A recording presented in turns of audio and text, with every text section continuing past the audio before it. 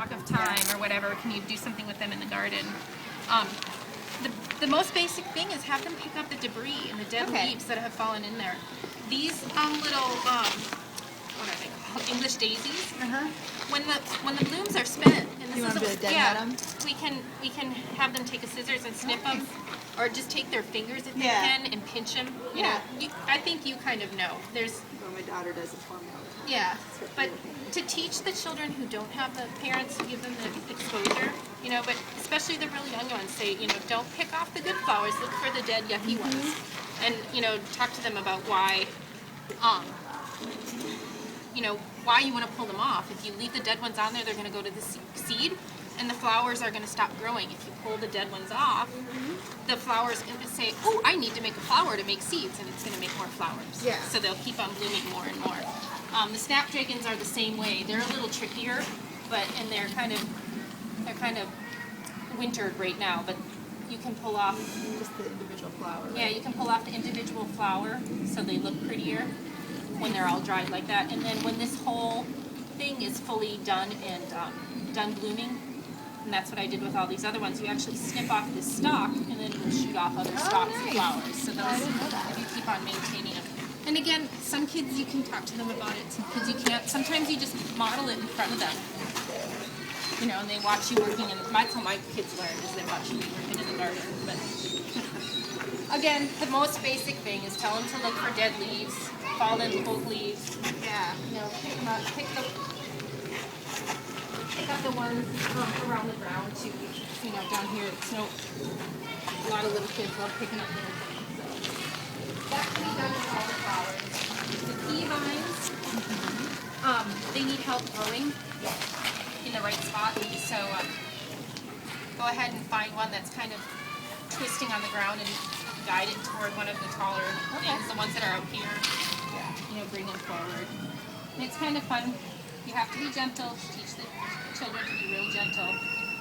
But it's kind of fun to try to guide them up to the trellises and watch them go certain ways. But So you guys don't tie them on there, or you do? we've decided to just kind of be freeform this round, and Oh, that's great. yeah, we were just. And actually, there's some trees in here that aren't going to have anything to grow on, so they should be interesting. They might dribble over the side. The lettuce bed here, this lettuce is ready to start picking and eating. And so what you can do, start not in the center, but along the base. Again, here's more maintenance. You can pull off those dead leaves. And this one that's kind of yellowing, go ahead and pull that off. But then find one of the outer ones that looks, you know, don't be stingy. Find a good looking one. And pick it off, take it to the hose, wash it off, and then just break off like a thumb-sized piece. Oh, great. That's all the kids are going to want to eat. You know what I mean? We don't need to make a salad, but you know, just make sure it's rinsed well. Sometimes I bring a bowl and dunk it in a bowl and rinse it. You could maybe pick a leaf beforehand if you don't want to mess with the hose with the kids, and have one ready to go. You know, so pick one with them, give them one to taste. You know, eat the other one yourself when you're done, something like that. Cabbage is kind of in that aphid stage right now. So the kids can take a paintbrush, a soft bristle paintbrush from the classroom, and you can come in here and teach them. Actually, I don't know if this is cabbage. That doesn't look like cabbage, does it? No, I've never been able to grow cabbage, so I can't really. I mean, clearly this one's cabbage. I'll have to find out. I We'll would have have thought to that look was at. cauliflower. Oh, that might be cauliflower, you're right. So anyways, the kids can take a paintbrush and flake out or brush out the aphids.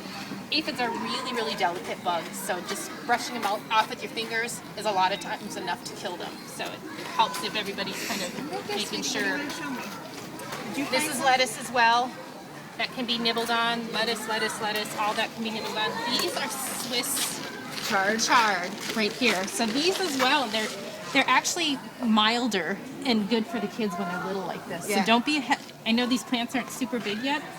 As long as you're picking from that outside, you know, not from the big thing, pick something from the outside, rinse it off really well, and again, give them a little finger pinch to nibble and see what it tastes like. And it might be fun for them to taste it now and taste it again a month from now, something like that. The broccoli we're going to have to discuss, because that's I want to do it this week. I'm just time to talk about it, but I want to be able to slice that off and take it to recess and just give each kid a That would be great. little thing at recess. So hopefully I can get permission from Mr. Bosky to do that this week.